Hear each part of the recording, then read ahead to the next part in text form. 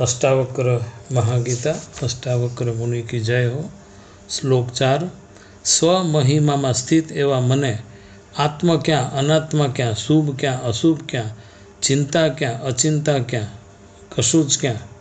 जनकजी जणावे छे के अज्ञान काळे व्यवहारिक सत्यना दृष्टिकोण में जड़ चेतन ज्ञाता ज्ञेय द्रष्टा दृश्य साक्षी साक्ष्य ध्याता ध्यान प्रमाता प्रमेय शुभ अशुभ चिंता अचिंता के आत्मा अनात्मा जेवा भेद देखाय। मारा अद्वितीय महिमा में ज्यां परमार्थिक सत्यथी भिन्न कशुं ज नथी त्यां अनात्मा जेवुं कंई संभवी शके ज नहीं। ज्यां अनात्मा जेवुं ज नथी तो पछी आत्मा केवो। हूँ आत्मा छुं तेवुं कथन करवा के हूँ आत्मा नथी तेम कहेवा माटे आपणे आत्माना द्रष्टा के ज्ञाता थवुं पड़े। कारण के आत्माना द्रष्टा थया विना कई रीते कहेवाय के हूँ आत्मा नथी के छुं। जे क्षणे आपणे आत्माना द्रष्टा थईए त्यारे आत्मा आपणाथी भिन्न थई जाय। ते दृश्य बने अने आपणे द्रष्टा थई जईए। तेथी दृश्य अने द्रष्टानुं अंतर उत्पन्न थाय जे देश अने काळमां मापी शकाय। एटલું જ नहीं पण जे क्षणे आत्मा दृश्य बने ते ज क्षणे दक्षिणो दृष्टिनो साकार विषय बने अने नाशवान थई जाय। આવી ભૂલ ન થાય માટે જ અત્રે જનકજી જણાવે છે કે મારા મહિમામાં જ્યાં મને કંઈ જ દ્રશ્ય નથી ત્યાં આત્મા કઈ રીતે દ્રશ્ય હોય। શ્લોક 5। પોતાના મહિમામાં સ્થિત એવા મને સ્વપ્ન શું સુષુપ્તિ ક્યાં જાગરણ ક્યું તુર્યાવસ્થા પણ ક્યાં અગર ભય પણ ક્યાં। જે જાગ્રત સ્વપ્ન અને સુષુપ્તિની અવસ્થાને નિત્ય જાણે છે तेज अव्यय रहित ब्रह्म हूँ छूँ। पंचमहाभूतों समुदाय शरीर हूँ नथी। जो त्रण अवस्था जाग्रत स्वप्न सुसुप्ति नथी तो पछी चौथी तुरीय अवस्था केवी रीते। अर्थात त्रणेय अवस्था एक एक समय अनुपस्थित है। जेम के जाग्रत में स्वप्न सुसुप्तिनो अभाव गैरहाजरी स्वप्न जाग्रत में सुसुप्तिनो अभाव के गैरहाजरी सुसुप्ति जाग्रत અને સ્વપ્નની ઉપસ્થિતિ આમ ત્રણેયનો અભાવ જગજાહેર છે। માટે ત્રણમાંથી કોઈ સત કે નિત્ય નથી તો પછી ચોથી તુરીય અવસ્થા સત કે નિત્ય ક્યાંથી હોય। માટે ચારેય અવસ્થા જ ભ્રાંતિ માત્ર છે। એટલે જનકજી આવી રીતે સ્પષ્ટતા કરે છે। હું કેવળ તુરીય અવસ્થા સ્વરૂપ છું છતાં તુરીય અવસ્થાથી પર કેવળ અદ્વૈત સ્વરૂપ છું। બૃહદારણ્યક ઉપનિષદ 1.4.2 કહે છે કે દ્વૈતમાં अन्यमां ज भय जन्मे छे। श्रुति जणावे छे के मारा सिवाय अन्यनुं अस्तित्व ज नथी तो भय कोनो। बृहदारण्यक उपनिषद 4.4.25 कहे छे तेवो ज महान आत्मा अजर अमर अजन्म अमृत अने अभय ब्रह्म छे। ज्यां सुधी आ જરાક જેટલો પણ પરમાત્મા સાથેનો વિયોગ કરે છે જરાક અલ્પ અંતર પણ પરબ્રહ્મ સાથે રાખે છે ત્યાં સુધી ભય છે। हे जनक निश्चय अभयने प्राप्त थाव। याज्ञवल्क्यનું उपरोक्त कथन स्पष्ट करे છે કે અભયને પ્રાપ્ત થવું તે જ આત્મ સ્વરૂપ કે અભેદ અભય બ્રહ્મની અભયાનુભૂતિ છે। આમ જેને અભયાનુભૂતિ છે તે જ અભય બ્રહ્મ છે। શ્રુતિ કહે છે અભય જ બ્રહ્મ છે તેવું જાણનાર પોતે જ અભય બ્રહ્મ થઈ જાય છે। શ્લોક 6। પોતાના મહિમામાં સ્થિત થયેલ મને દૂર ક્યાં નજીક ક્યાં બહાર ક્યાં અંદર ક્યાં સ્થૂળ ક્યાં અને સૂક્ષ્મ ક્યાં। અંદર કે બહાર જેવા ખ્યાલો ક્વ બાહ્યમ ક્વ અભ્યંતરમ। અંદર કે બહાર જેવા ખ્યાલ નાના મોટા વ્યાપ્ત અવ્યાપ્તમાં વ્યક્ત અવ્યક્તમાં છે। અપૂર્ણ કે સીમિત પદાર્થોમાં બે ભેદ કે અદ્વૈત ભાવ છે। જ્યારે મુજ અદ્વિતીયમાં તો માત્ર પૂર્ણતા જ છે।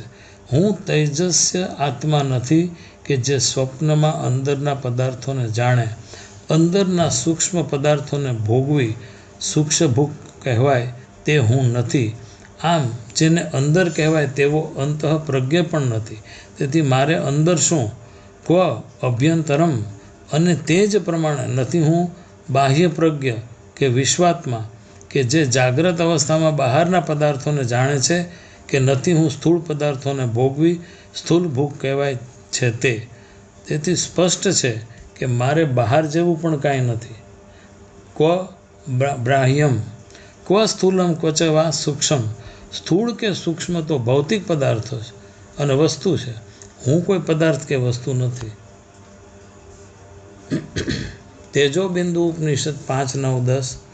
જેની અંદર બહાર કંઈ જ નથી, જેની અંદર બહાર કંઈ જ નથી, જેનું પ્રમાણ કે ચિહ્ન કંઈ જ નથી, જેનું પ્રમાણ કે ચિહ્ન કંઈ જ નથી, જે પ્રપંચરૂપ નથી, તે આત્મા જ બ્રહ્મ છે, તેમાં કોઈ સંશય નથી. શ્લોક 7. પોતાના મહિમામાં સ્થિત એવા મને મૃત્યુ શું, જીવન શું, લોકો કેવા કે મારો લૌકિક વ્યવહાર કેવો, લય કેવો, અરે સમાધિએ કેવી, ક્વ મૃત્યુ હ જીવિત વા. મારા અમર મહિમામાં મોતની તાકાત ક્યાં, મુજ અમૃત તત્વમાં મૃત્યુની વાત ક્યાં, મુજ અવિનાશીમાં વિનાશની લાયકાત ક્યાં, મુજ અજન્મમાં શરણમાં મરણ. આશ્ચર્ય. માંડુક્યકારિકા 28. તેમ નથી મારો વાસ્તવિક જન્મ કે નથી માયાવી જન્મ, તો પછી મને મૃત્યુ કેવું. માંડુક્યકારિકા. અલાત શાંતિ. પોતાનામાંથી કે અન્યમાંથી પણ કોઈ પણ પદાર્થ ઉત્પન્ન થતો જ નથી, કેમ કે સત વિદ્યમાન, અસત અવિદ્યમાન, કે સત અને અસત એવી કોઈ પણ વસ્તુ ઉત્પન્ન થતી નથી. આમ જોતાં સ્પષ્ટ છે કે આત્મા કે શરીર કોઈનો જન્મ જ નથી, તો મોત ક્યાં. માંડુક્યકારિકા અદ્વૈત પ્રકરણ. કોઈ પણ જીવ ઉત્પન્ન થતો નથી, કેમ કે એનું ઉત્પત્તિનું કોઈ પણ કારણ જ નથી, જેમાં કશાની ઉત્પત્તિ થતી નથી. એવો આ બ્રહ્મ ઉત્તમ સત્ય છે. ક્વ લૌકાહ ક્વ લૌકિકમ. જ્યાં કોઈ પણ વસ્તુનો જન્મ જ નથી, ત્યાં જગત કે સંસાર ક્યાં. ક્વ લયઃ ક્વ સમાધિઃ વા. મુજ અલૌકિક આત્મ સ્વરૂપમાં નથી પરલૌકિક સ્વર્ગ કે નથી લૌકિક સંસાર, નથી દ્રશ્ય પ્રપંચ કે નથી જન્મેલું જગત. તો લય કરવો તો કોનો કરવો? જે જન્મેલું જ નથી તેનો લય કરવાનો. જો સમાધિ કરનાર કોઈ નથી તો સમાધિ કેવી? યાદ રાખો, સમાધિ વિના હું સૌના અધિષ્ઠાન રૂપે સમાધિસ્થ છું. વગર સમાધિએ સમાધિસ્થ થવું આ મારો મહિમા છે. કહો હવે સ્વયં સમાધિસ્થની સમાધિ ક્યાં? જે સ્વયં સિદ્ધ જ છે તેની સિદ્ધિ ક્યાં? સ્વ સ્વરૂપમાં જાગેલાને હવે જાગરણ ક્યાં? શ્લોક 8. આત્મામાં વિશ્રાંતિ પામેલ મને ધર્મ અર્થ કામ રૂપી ત્રિવર્ગની કથા હવે બસ થઈ. યોગ કથાની પણ હવે હદ થઈ. વિજ્ઞાનની વાત પણ હવે બસ થઈ. આત્મની વિશ્રાંતસ્ય મમ. આત્મામાં વિશ્રાંતિ પામેલ હોય મને ત્રિવર્ગ કથયા. ધર્મ અર્થ અને કામ રૂપી ત્રિવર્ગની કથા અલમ અલમ અલમ હવે બસ થઈ, બસ થઈ, બસ થઈ. યોગ્યસ્ય કથયા અલમ. યોગ કથા પણ હવે હદ થઈ.